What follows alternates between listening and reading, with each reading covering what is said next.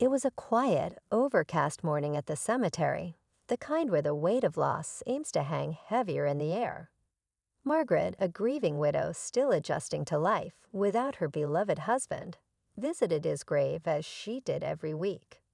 Clutching a bouquet of white lilies, his favorite, she felt a pang of sorrow settle in her chest. But today, something was different. As Margaret approached the familiar headstone, she noticed a young girl sitting by her husband's grave. The girl, no older than 12, was African American, her dark braids glistening with morning dew. She sat cross-legged, her hands clasped as if in prayer, her eyes glistening with quiet tears. Margaret's heart skipped a beat. Who was this girl? What could have possibly connected her to her late husband, a man who had never mentioned anyone fitting her description? Unable to contain her curiosity, Margaret cautiously approached, her mind racing with possibilities. Each step felt heavier than the last as she tried to steady herself against the flood of emotions rising within. When the girl turned her head, their eyes met, and Margaret saw something that took her breath away, an unmistakable resemblance to someone she knew all too well. Torn between confusion and a strange sense of recognition, Margaret hesitated. "Who are you?" she finally asked, her voice trembling.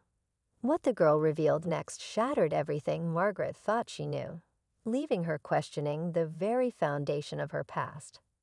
Stay tuned as we unravel the heart-wrenching truth behind this emotional encounter, a story of love, loss, and a connection that defies all expectations. The young girl hesitated, her lips trembling as she searched for the right words. I'm Ava," she said softly, her voice barely above a whisper. Margaret studied her face, her heart racing as she tried to make sense of the moment. The name didn't ring a bell, but the resemblance was undeniable. Ava had her husband's warm brown eyes, the ones that had always seemed to hold a secret just for Margaret. Margaret crouched beside the girl, her mind a whirlwind of questions. "How do you know my husband?" she asked gently, trying to hide the unease in her tone. Ava glanced at the gravestone, her fingers tracing the engraved letters as if they held some unspoken truth. "He was kind to me," she murmured, her words weighted with emotion. Margaret's confusion deepened. Kind to her, when? How? Her husband, James, had never mentioned helping a young girl, let alone someone who seemed so deeply connected to him. Margaret's thoughts raced back to the last few years of James's life, searching for clues, something, anything that could explain this unexpected encounter. Ava looked up, her eyes filled with a mix of sadness and gratitude. "He helped my mom when she needed it most," she said, her voice breaking slightly. Margaret's breath caught. "Your mom," she repeated, her stomach tightening. The girl nodded, but before she could explain further, a car pulled up in the distance. Ava's expression shifted, and she quickly stood up. "I have to go," she said, clutching a small piece of paper she had placed by the grave.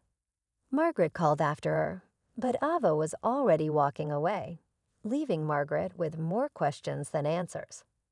Margaret stood frozen by the grave, watching Ava disappear into the distance. Her mind raced, replaying the brief exchange over and over. Who was this girl? What had James done for her mother?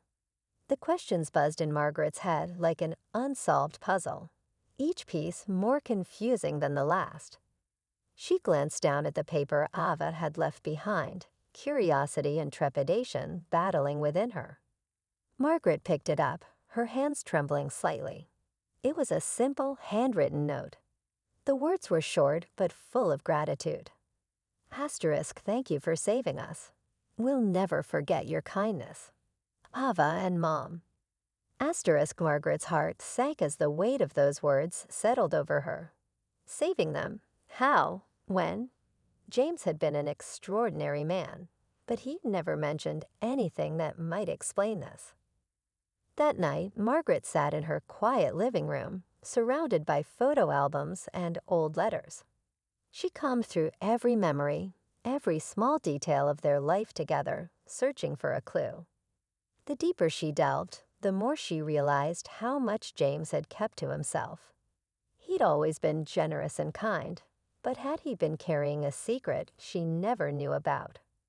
Margaret decided she couldn't let it rest. The next morning, she drove back to the cemetery, hoping to find Ava again. But instead, she found another surprise, a small bouquet of wildflowers resting on James's grave, accompanied by a photograph. Margaret's breath caught as she picked it up. It was a faded picture of a younger James, standing beside a woman Margaret didn't recognize, with little Ava in her arms. The questions multiplied, and Margaret's determination grew. She had to find Ava and uncover the truth about the man she thought she knew so well. Margaret's hands shook as she held the photograph, her mind racing with questions. The image felt like a piece of a puzzle she wasn't sure she wanted to solve. Who was the woman with James? How did Ava fit into this? And why had none of this ever come to light before? Determined to find answers, Margaret began retracing the steps of her husband's past. She knew James had always been private, but this level of secrecy was unlike anything she had imagined. Her first stop was the neighborhood library, where she sifted through local archives and community records, hoping to stumble upon something. A connection, a name, anything. Days turned into weeks as Margaret pieced together fragments of James's life that he'd never shared. She learned about his frequent trips to a nearby town, trips he had always explained away as business-related. But Margaret now suspected there had been more to them. Then came the breakthrough.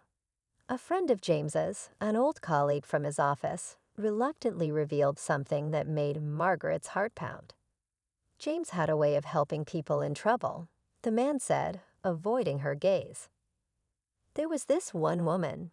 She was in a really bad situation, and James couldn't just walk away. Margaret pressed for more details, but he clammed up, leaving her with only more questions and a sense of foreboding. Finally, a lead brought her to an address, a small weathered house on the outskirts of town. Margaret hesitated before knocking, her pulse quickening as the door opened. A woman appeared, older but unmistakably the one from the photograph. Her eyes widened in recognition. "You're Margaret," the woman said softly, her voice heavy with emotion. "I've been waiting for you to come." Margaret's breath caught as she stepped inside, bracing herself for the truth that was about to unravel. Margaret stepped inside the dimly lit house, her heart pounding in her chest. The walls were adorned with faded family photos and small knickknacks, a glimpse into a life she had never known existed. The woman motioned for Margaret to sit down at the worn kitchen table, her hands trembling as she poured 2 cups of tea. "I never wanted this day to come," the woman began, her voice filled with a mixture of sorrow and relief. "But I knew it would eventually." Margaret clutched her cup tightly, her gaze fixed on the woman's face. "Who are you?" Margaret asked, her voice trembling. "And how do you know my husband?" The woman took a deep breath. "My name is Claire," she said. "James saved my life, and Ava's." She hesitated before continuing, as if grappling with how much to reveal. "Years ago, I was in an abusive relationship. I was desperate, with nowhere to turn. James found me and helped us escape. He gave me money, found us a place to stay, and even checked on us to make sure we were safe." Margaret's mind reeled. It sounded like the James she knew, compassionate, selfless.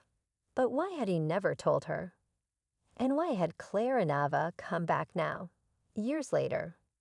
As if reading her thoughts, Claire leaned forward, her eyes welling with tears. "There's something else you need to know," she said, her voice breaking. "Ava, she's James's daughter." The room seemed to spin as Margaret's breath caught in her throat. Claire reached for Margaret's hand, her expression pleading. "He never wanted to hurt you, Margaret. He thought he was doing the right thing. but I couldn't keep this from you forever." Margaret pulled her hand back, her mind racing. This revelation changed everything she thought she knew. And yet there was a flicker of doubt.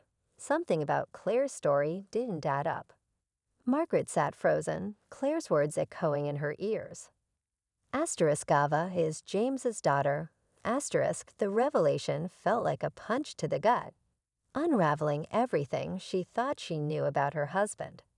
She struggled to speak, her voice barely a whisper. "Why now? Why tell me this after all these years?" Claire sighed, her gaze heavy with guilt. "Because James made me promise," she said softly. "He wanted to protect you, protect all of us.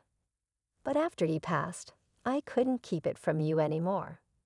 Ava deserves to know where she comes from, and you deserve to know the truth." Margaret's mind raced. Her James, the man she had loved and trusted, had carried this secret for years, a secret that now felt like a betrayal. But as she looked at Claire, tears streaming down the woman's face, Margaret realized something else was lurking beneath the surface. "There's more, isn't there?" she asked, her voice trembling. Claire hesitated, then nodded. "Yes," she admitted, her voice breaking. "James didn't just save us. He gave us hope. He was dying when he came to help us that last time. He didn't tell me until the end, but I think he knew he didn't have much time left. He made sure we were taken care of, even after he was gone." Margaret's chest tightened, a mix of anger and sorrow coursing through her.